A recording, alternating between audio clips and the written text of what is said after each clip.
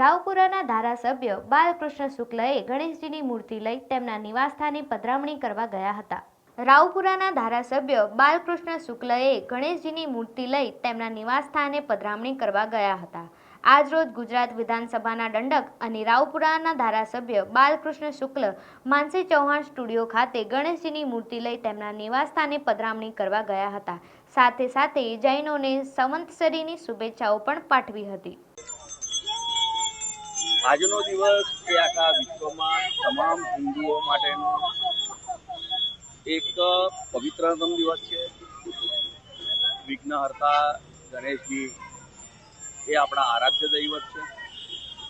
સનાતન હિન્દુ ધર્મના આરાધ્ય દૈવત એવા શ્રી ગણેશજી તમામ હિન્દુ બાંધવોના ઘરે જ્યારે વિરાજમાન થાય છે અને આ 10 દિવસ બધાને જે આનંદ કરાવે, મને એવું લાગે છે કે આ એક એવું પર્વ છે કે જેના માધ્યમથી આખો સમાજ એકબીજાની સાથે જોડાઈ જાય છે. તેની સાથે સાથે આજે મિચ્છામી દુક્કડમ જૈન સંવત્સરી પણ છે.